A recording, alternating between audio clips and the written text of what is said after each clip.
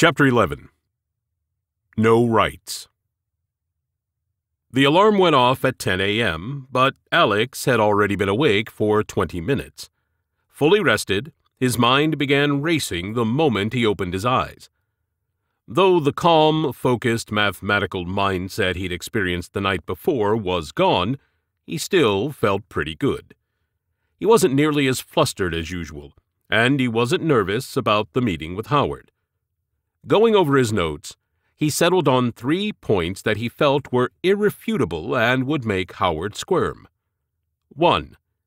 Everything the dominant class was planning, and had already carried out, was a massive violation of basic human rights. 2. The so-called moral justifications put forward in the book were laughable. 3. Nobody, regardless of how rich and powerful they were, had the right to treat human beings like lab animals. After making these points, he fully expected Howard to stumble through some type of self-righteous rationalization. Alex looked forward to making him uncomfortable. He was certain he had the upper hand and wanted nothing more than to put Howard in his proper place beneath the decent people in the world. After doing so, he planned on telling him to go to hell. Alex opened the laptop, and another life-changing day began. "Did you finish the book?" Howard asked. "Yes, plus another book's worth of research online." "Excellent. What are your thoughts? Are you starting to understand our vision?" "Your vision?" Alex asked. "Sorry, Howard, but this topic didn't affect me the way you predicted. All I see is something that is so immoral and downright wrong that I hardly know where to begin."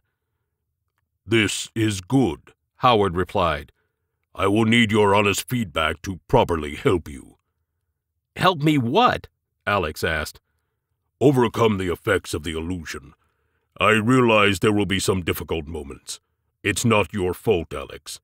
You were raised in a psychologically destructive environment. There are still many core beliefs and assumptions that are affecting your ability to reason properly. It might take longer than I thought, but you'll eventually see the truth." Already Alex felt himself slipping a little into a state of disorientation. Howard always had a response that Alex hadn't prepared for and didn't know how to react to. He certainly didn't expect Howard to say it was good that he was challenging him, nor was he ready for the sympathetic and condescending sentiment that it was Alex who needed help. He shook off the slight loss of confidence, gathered his thoughts, and shot back. "No, I don't think you understand, Howard. This has nothing to do with any so-called illusion. I'm talking about basic right and wrong here. This is about you and your kind doing something that totally violates basic human rights. Human rights, that's what this is about. You're violating them and acting like there's nothing wrong with it. It's immoral. It's wrong. Period." It was then that, for the first time and only time, Alex heard Howard laugh. It wasn't a sinister laugh. That would have been okay. Even through the voice-morphing software, the laugh was calm and almost endearing. It was self-assured and conveyed even more sympathy than the statement he'd made a moment earlier. True to form, Howard effortlessly destabilized Alex's thought process. "Okay, Alex. Please tell me about these so-called rights." Without giving him a chance to respond, Howard continued. "Better yet, I will teach you one of the most important lessons you will ever learn right now. Are you ready? The rights that you speak of are an illusion. They do not exist." Controlling his voice and emotions the best he could, Alex replied, "Why? Because you say so? You think you're so powerful that you can just erase people's rights by saying they don't exist? That's ridiculous. Everyone knows we have rights. You can't just wipe them away by saying they're not there." "Well, Alex, you are right about one thing. Everyone knows that they have rights. But just because a delusion is widely accepted does not make it real. There was a time when everyone knew the Earth was flat. There was a time when everyone knew that the Earth was at the center of the universe. If you plan on separating yourself from the herd, you must learn to differentiate between what you believe is true and what actually is true.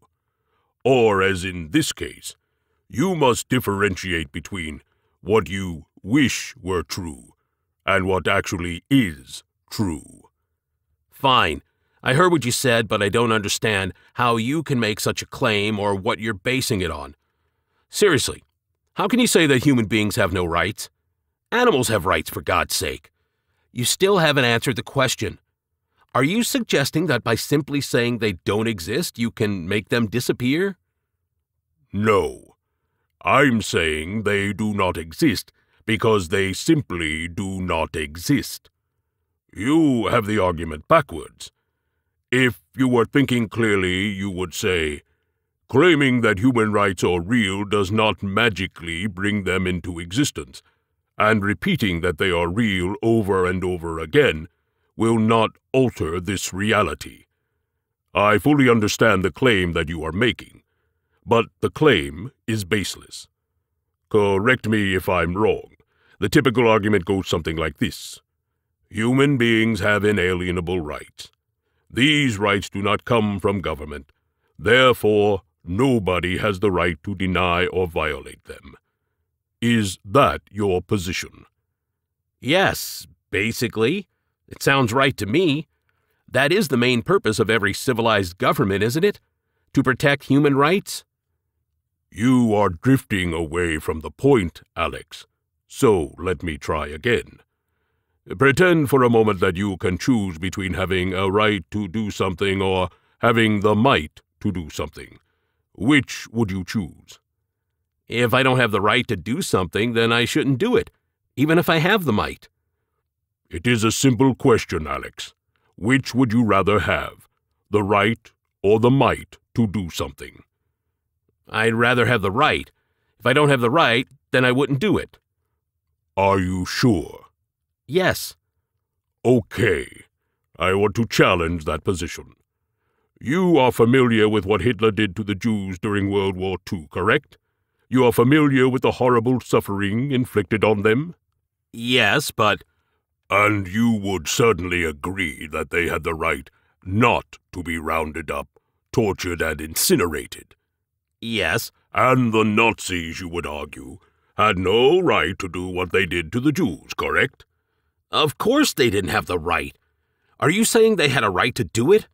Are you trying to tell me that what the Nazis did to the Jews was okay? Alex demanded. No, that's a moral argument. And I'm not interested in a moral argument. We're trying to determine if human rights, as you believe them to be, actually exist. So, continuing, if the Jews had the inalienable right to not be rounded up, tortured, and incinerated, how come that right did nothing to protect them? And if the Nazis had no right to do what they did, how come they were able to do so? Let me rephrase that.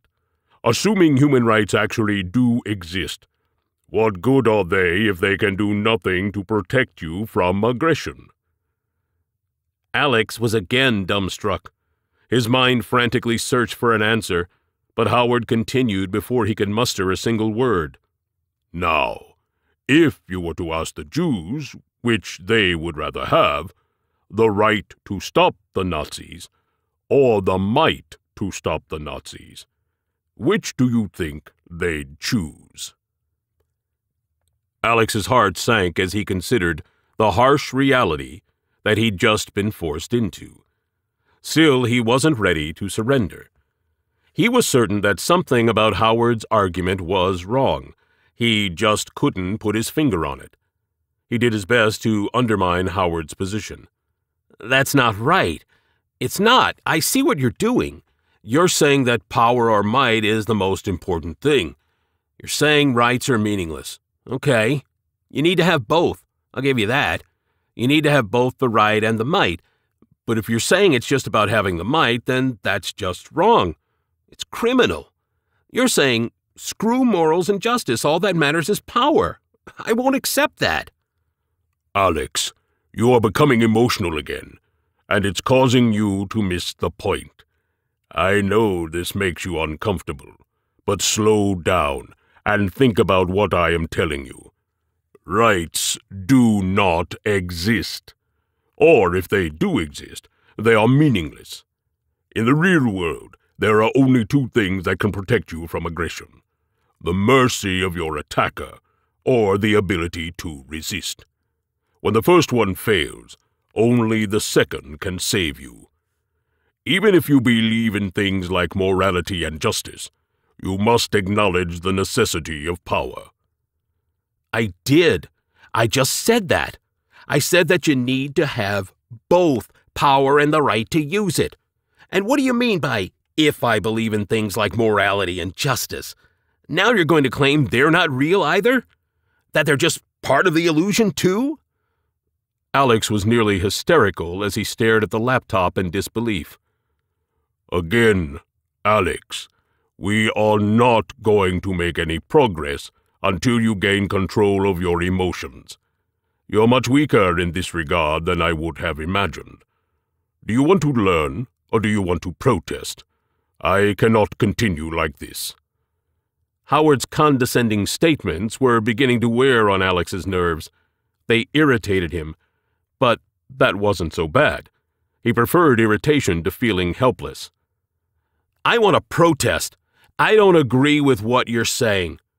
I have a right, excuse me, I have a desire to dispute what you're saying. Do you expect me to just accept everything that comes out of your mouth? Isn't that a perfect example of argument from authority? Isn't my refusal to blindly accept what you're telling me part of what separates me from the herd? This was the first comeback Alex was actually satisfied with. He sat a little taller as he waited for Howard's answer. Very clever, Alex. I do not have a problem with some formal debating, but you are not debating. And yes, your ability to question is a good quality, but it is completely neutralized by your emotional instability. I am attempting to— What do you expect? Alex wailed. Do you actually expect me to not be emotional when you're saying that— Shut up, Alex, and listen to what I am saying. You do not have to accept my statements without question. But if you expect to challenge me effectively, you do have to be able to think rationally. Emotions, especially fear and anger, impede rational thought.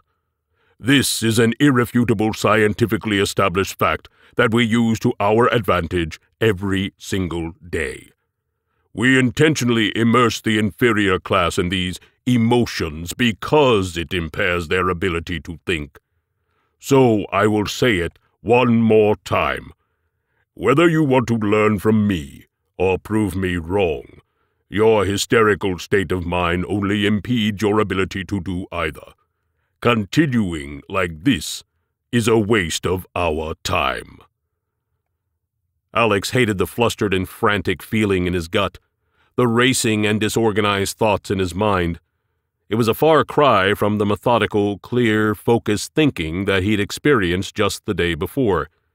He hated to admit it, but Howard was right. He needed to regain his composure. After a moment, he blurted out, "Okay, you're right. I am being too emotional. But don't you agree that most people would get very emotional over this?" What difference does it make how most people would respond?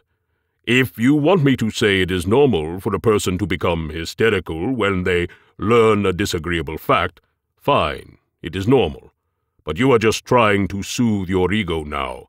That won't help you either. Okay, I get it.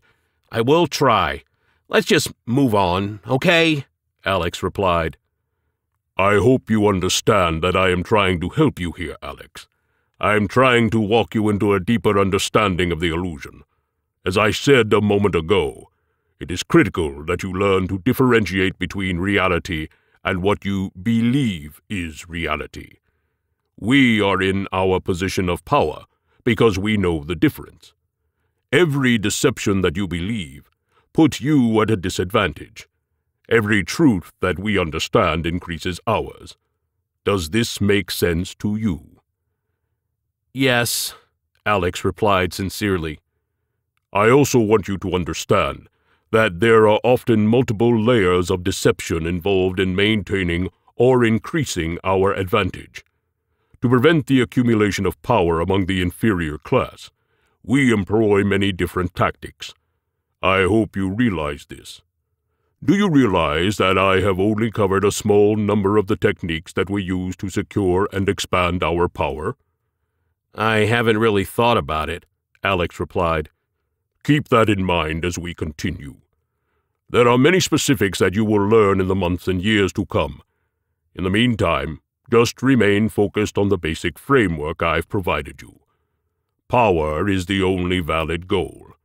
We use deception to gain it, and anything that increases our advantage is open for consideration. If you allow yourself to think within those parameters unemotionally and rationally, your mind will begin to see the world as it is. You will also understand why we have been so effective. On the other hand, if you cling to emotionalism and myths about how the world should be, you will waste your life fighting for things that cannot be had. You will squander all of your power in the pursuit of powerlessness. Alex was losing faith in his ability to compete with Howard's intellect. He simply didn't know enough to stand toe-to-toe with the man on the other side of the computer. He decided the only way he could fix that problem was to keep his mouth shut and listen. More importantly, if he was honest, he had to admit that he was truly intrigued by the insights and advice Howard was sharing. Learning about the tactics used against the masses, learning the importance of controlling his emotions, viewing human rights in a way he'd never considered. All of these things were interesting, and if nothing else, they added to his knowledge base. He didn't have to agree with Howard's opinions in order to benefit from what he had to teach. Are you ready to continue? Howard asked. Actually, I think I am, Alex replied. And I just want to say now that I'm a little calmer. I can see your point about rights. I don't like what you're saying, but it's obviously true. My right not to be attacked won't protect me from an attacker, and the fact that an attacker has no right to attack me won't stop them from doing so. What I'm trying to say is, to answer your earlier question, if I was a Jew during the Holocaust, I would have rather had the might to resist. That is a very rational position, Alex. Can you tell the difference between your initial response and this one? It's just obvious, that's all, Alex said. The Nazis had no right, and that didn't stop them. The Jews had every right but couldn't do anything. Justice failed. Immorality won. Yes, Alex, but if you apply the same careful consideration to the concepts of justice and morality, you will see that they are no more real than rights. They too are dubious at best. Okay, I'm listening, Alex replied. Justice is nothing more than an arbitrary label given to denote punishment, and punishment is nothing but a euphemism for the application of power. There is no such thing as justice in the larger sense of the word. It's an entirely subjective concept, and just like rights, justice is helpless against a superior force. There is also a fundamental flaw with the concept itself. The idea that justice can somehow undo injustice is easily falsified. When I was very young, my father explained it to me this way. If a man kills another human being and then is put to death for his act, the masses imagine that their beloved justice has been served. But the victim is still dead. His family and loved ones still grieve, and nothing that was lost can ever be restored. Taking it a step further, when a crazed leader kills 1,000 human beings or 10,000 or 1,000,000, how absurd does the concept of justice become? Even if the leader is eventually punished or put to death, which is far from guaranteed, hasn't he still cheated justice? Or consider the subjective angle of the argument. If the leader believes that justice requires him to kill as many of his enemies as possible, men, women, and children, and he manages to kill millions in exchange for his one life, is he disappointed? Or does he go to his grave knowing that justice was served? I already know that I'm going to regret this reply, but here goes, Alex said. The mass murderer might think he secured justice by killing millions of men, women, and children, but I don't think anyone else would see it that way. That depends on who is controlling the propaganda, Alex.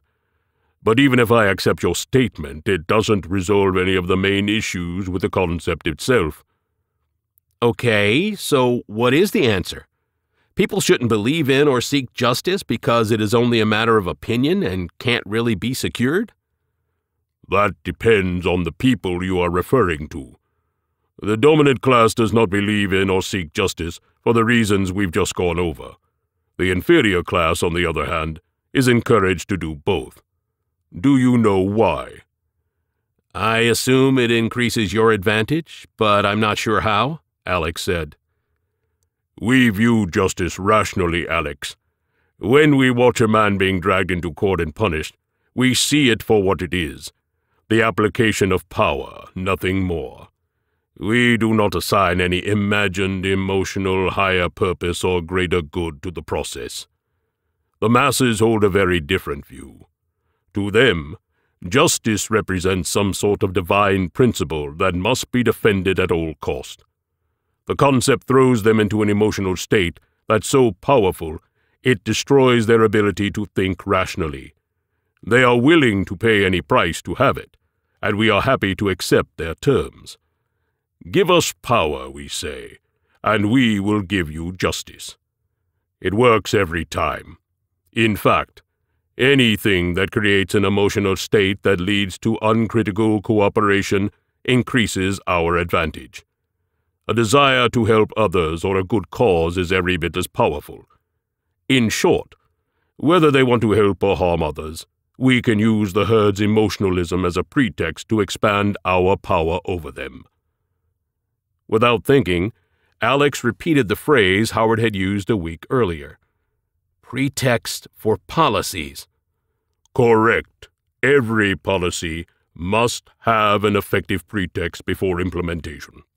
The masses believe the purpose of education is to empower their children. It is not. The purpose of war is to protect their rights. It is not. The purpose of income tax is to help government implement the will of the people. It is not. Each deception is merely a pretext. Each serves our own overarching policy, which is to increase our advantage and expand our power.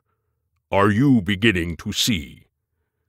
It seems pretty straightforward, Alex said. Please explain it in your own words, Howard replied. Well, nobody would go to war just to increase your power, so there needs to be a pretext. Nobody would allow you to tax them so you could further your interest at their expense, so there needs to be a pretext. Nobody would let you educate their children to your advantage, so there needs to be a pretext. Pretty simple, right? Alex asked. You are correct. Now, let's go a little further into the concept of expanding power. There are 3 primary ways for us to increase our advantage over the others. Do you think you can name them? I don't know, Alex replied. I'm not sure I understand. There are really only 3 ways to increase your advantage over another person or group. What do you think they are? Keep in mind of the 3 approaches. One of them is far superior to the other 2. I can deceive them? Alex asked. Deception is more of a tactic. Think in terms of the result after you have implemented your plan, Assume that the goal was to increase your advantage, and you have managed to do so in one of 3 ways. What is measurably different when you are done? Howard asked. I really don't know, Alex replied. Well, think about it, Alex. What would be measurably different? I'm stronger? Alex replied with uncertainty. Of course, Howard replied. That's what it means to increase your advantage. You become stronger than your adversary. So, name an area in which you might become stronger. Consider your current position. What could change that would make you stronger? Well, I'd be in a lot better shape if I had more money. Okay, that is correct.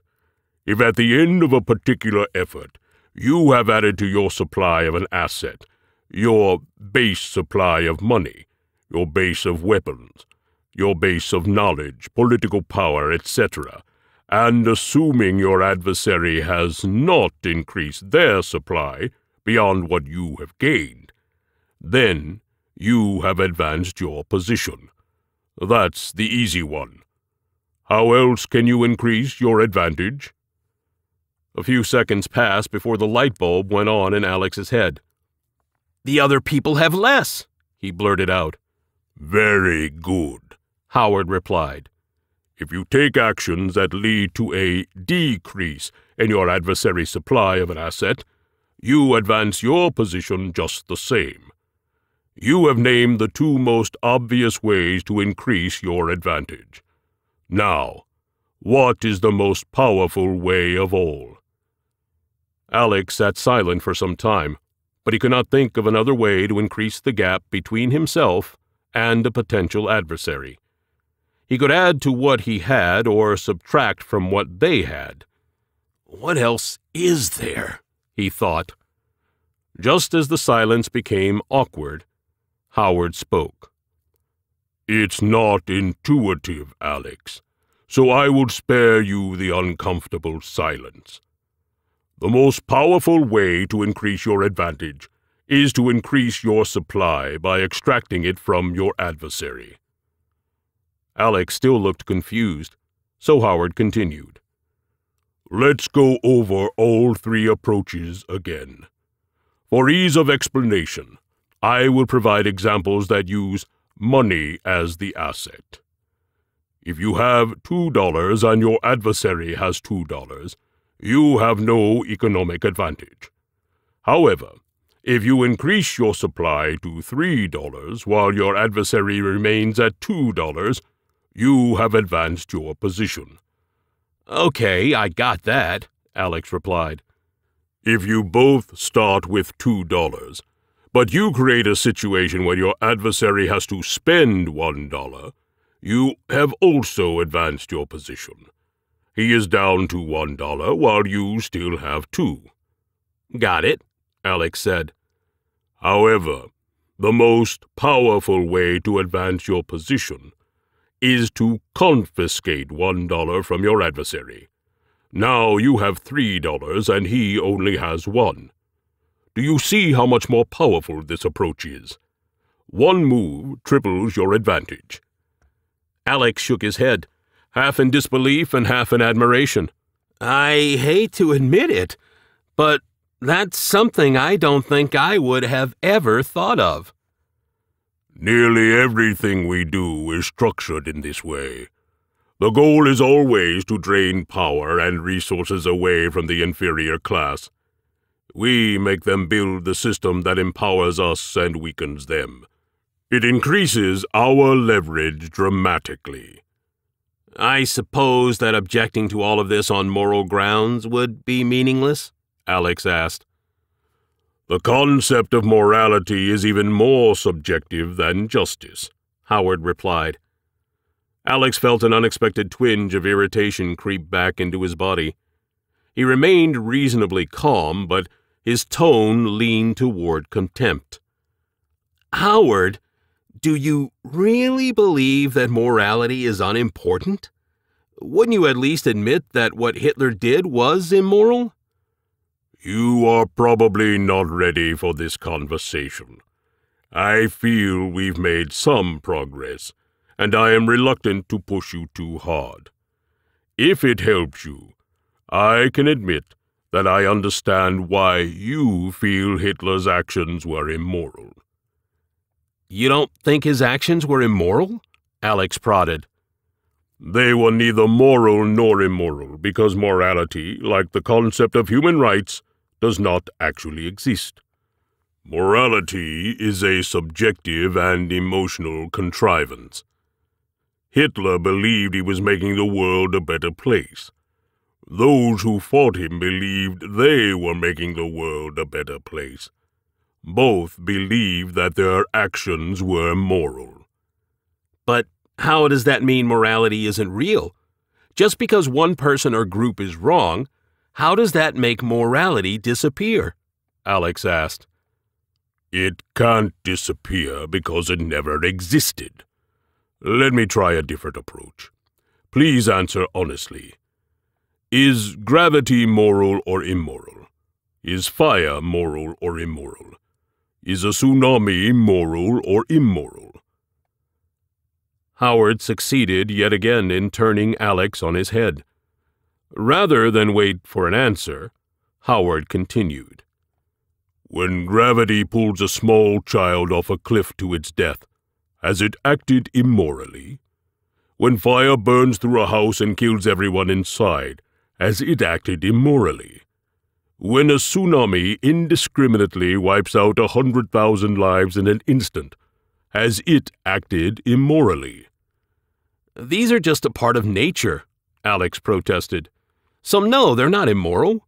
They can't think about what they're doing. It's not the same. Are you suggesting that we are not a part of nature?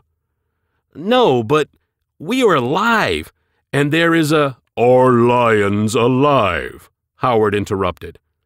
Is it immoral when a lion preys on a powerless baby gazelle that has no chance of escape and no chance of defending itself? Or consider the issue of infanticide. Have you ever seen a video of a male lion coming into an established pride, chasing off the weaker males and then killing all of the cubs? If you haven't, it is very instructive.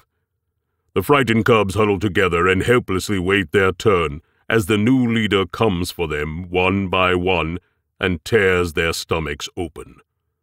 Does that sound immoral?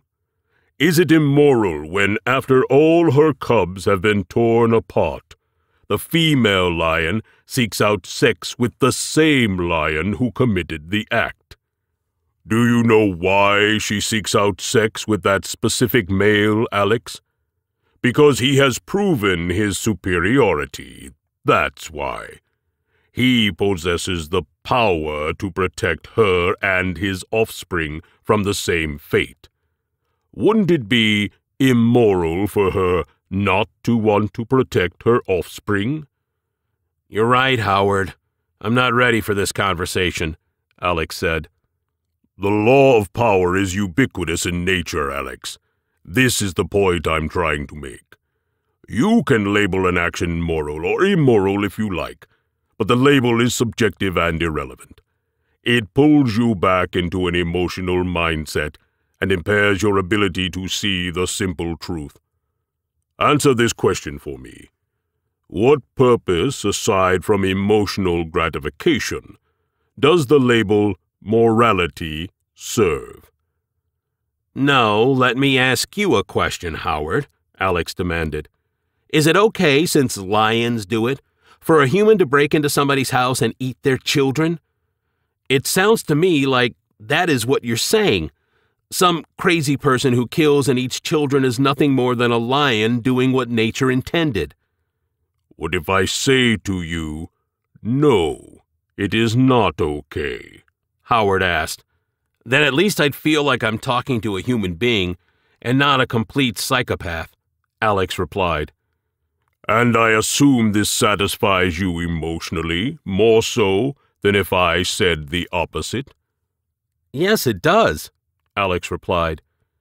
You do understand what the word subjective means, correct? Yes. Tell me what it means, Howard said. It's basically a person's point of view, their individual opinion. Close enough. Will you concede that some people might hold the opinion that cannibalism is okay and that children are particularly tasty? Ha ha, very funny, Alex replied. It wasn't meant to be funny. It is a yes or no question. Okay, fine. Yes. Now what? Alex replied with an impatient tone. Now, we are back to where we began with human rights. In fact, we could argue this entire hypothetical situation from a human rights perspective. That is, a child has a right not to be eaten, but neither rights nor morality possess the power to prevent it from happening.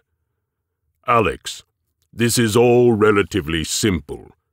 If you remove the emotional element, regardless of the labels you use to justify your actions, morality, human rights, justice, etc., they are nothing more than that, labels and justifications. Power is not a justification. Power is real and measurable. Unlike rights and morality, it is an absolute force that must be obeyed. It enables you to act according to your wishes, and by any rational means of determination, that is the only thing that matters. Well, what if I think morality matters? I hear what you're saying, that morality is subjective and not a force that must be obeyed. Fine, I guess I can accept that. People support all sorts of things that I think are totally immoral, and they act as if they're the good guy, so I do understand that argument. But what if I use morality to guide my own behavior? What if my view of morality prevents me from doing things that I shouldn't do? Things you shouldn't do? Who do you think is making that decision, Alex? I am, Alex replied. Exactly. We are still dealing with your subjective view of morality.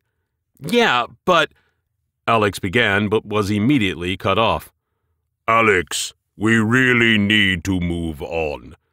I am trying to teach you how to think rationally.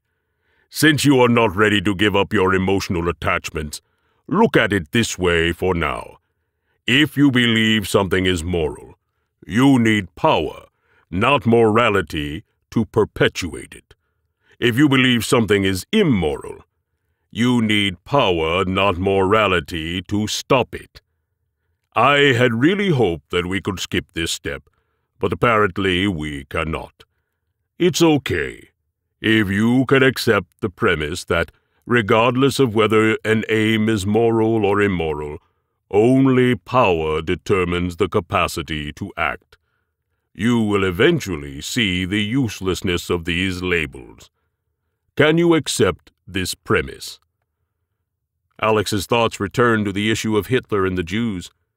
If he wanted to do the morally correct thing and protect the Jews, or anyone else being slaughtered for that matter, he needed the power to do so. And if he was a genocidal psychopath who wanted to slaughter them, he needed the power to do so. Howard had boiled it down to its simplest form. Whether moral or immoral, only power determines the capacity to act. There was no way to undermine his argument. I have no choice but accept it, Alex replied. But I still think that morality is... You have answered the question, Alex. Let the rest of it go for now. We have much ground to cover.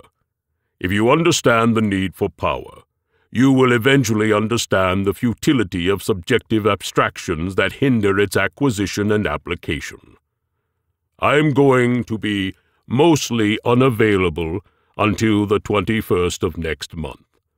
That gives you approximately 6 weeks to continue your reading and research. Of the 4 books remaining, I want you to read Tragedy and Hope next. It is a long and extremely fact-dense book, so you will need to take your time. When the author references geographic locations that you are unfamiliar with, I want you to look at a map. In fact, it would be best if you go online and print some maps for easy reference. Find a map for North America, South America, Europe, Asia, and Africa. Print more specific maps too, the Middle East, for instance. This will help you begin to learn the different positions on the global chessboard. There will also be many references to historical events that you are unfamiliar with. If it is presented as historically significant, look it up and gain at least a cursory understanding. As with the other books, write notes and be sure to include the page number that the note is associated with. Don't rush. If you complete 40 to 50 pages per day, you will be doing well. When you complete Tragedy and Hope, I want you to read Diplomacy. Approach the book knowing that it was written by one of the most rational minds on the planet. Dr. Kissinger demonstrates the genius and unemotional honesty required to function at the apex of power. He will greatly expand your understanding of the real world because he, in large part, has helped shape it. As for the other two books, I've provided them to demonstrate hopeless irrationality. The authors are clearly intelligent. They see the real world as it is, but they refuse to accept it. Like thousands of other authors before them, they dig up and present facts in an attempt to warn the inferior class. Their emotionalism and belief in subjective abstractions makes them blind to the nature of the herd. They appeal to reason where none exist. Just to clarify, Alex interrupted, when you say they believe in subjective abstractions, you mean things like human rights, justice, and morality, correct? And because they believe in things like this, that's why they want to warn the herd? Yes, and it is an inexcusable waste of their time, Howard replied. Why is that again? Alex asked. Because they are trying to reach an audience that is only interested in mindless entertainment, consumption, and social status. They are trying to reach an audience that is not only incapable of sustained thought, it has no desire to attempt it. The overwhelming majority will never even look at the material. As for the extremely small percentage of the population who will take the time to read, think about, and comprehend the facts presented, they have no power. The information is therefore useless. The authors squander their lives in the service of nothing. Alex sat back and listened to Howard as he went on about the futility of trying to help the inferior class understand the real world. You might as well walk into a field of cows and strike up a conversation.